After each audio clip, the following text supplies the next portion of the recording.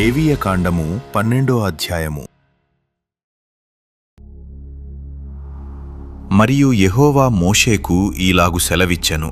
నీవు ఇశ్రాయేలీయులతో ఇట్లనుము, ఒక స్త్రీ గర్భవతి అయి మగపిల్లను కనిన ఎడల ఆమె 7 దినములు పురిటాలయ్యుండవలెను.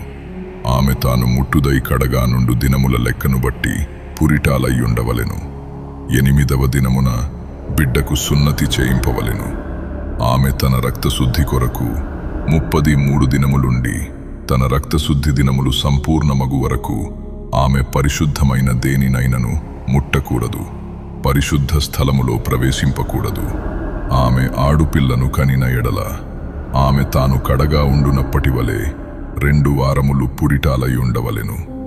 ఆమె తన రక్తశుద్ధి కొరకు 66 దినములు కడగా ఉండవలెను. కుమారుని కొరకే గాని కుమార్తె కొరకే గాని ఆమె శుద్ధి దినములు సంపూర్తి అయిన తరువాత ఆమె దహన బలిగా 1 ఏడాది గొర్రెపిల్లను, పాప పరిహారార్థ బలిగా 1 పావురపు పిల్లనైనను, తెల్ల గువ్వనైనను ప్రత్యక్షపు గుడారము యొక్క ద్వారమునకు యాజకుని యొద్దకు తీసుకొని రావలెను.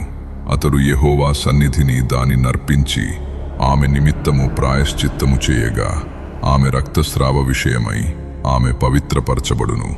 ఇది మగపిల్లను గాని ఆడుపిల్లను గాని కనిన స్త్రీని గూర్చిన విధి.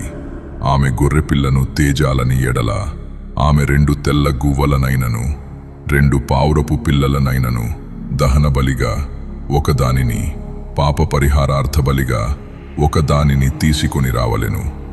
యాజకుడు ఆమె నిమిత్తము ప్రాయశ్చిత్తము చేయగా ఆమెకు పవిత్రత కలుగును.